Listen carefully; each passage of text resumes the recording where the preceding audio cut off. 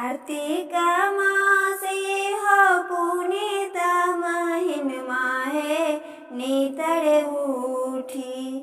कार्तिक मास ये हो पुनीत महिनमा है नेतर उठी।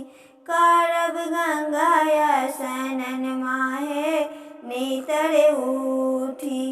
करब गंगा स्नान माहे नेतर उठी। मगहा मुनेर बहे पूनमती गंगा है नेतर उठी। मगहा मुनेर बहे पूनमती गंगा है नेतर उठी। पूजब गंगा के चरण माहे नेतर उठी। पूजब गंगा के चरण माहे नेतर उठी।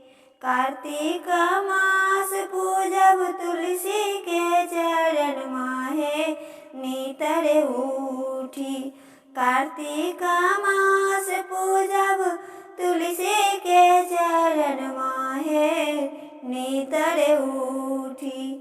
पूजब तुलसी के चरण माहे जल ढारी। पूजब तुलसी के चरण माहे जल ढारी। कार्तिक मास मैया लक्ष्मी के आगमन माहे दीप लेसी। कार्तिक मास मैया लक्ष्मी के आगमन माहे दीप लेसी। करब लक्ष्मी के पूजन माहे दीप लेसी। करब लक्ष्मी के पूजन माहे दीप लेसी। कार्तिक मास हरिहर नाथ के दर्शन माहे करन चला। कार्तिक मास हरिहर नाथ के दर्शन माहे करन चला। हरिहर नाथ के दर्शन माहे करन चला। हरिहर नाथ के दर्शन माहे करन चला।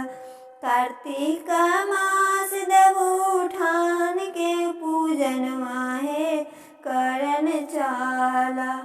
कार्तिक मास देवउठान के पूजन माहे करन चला।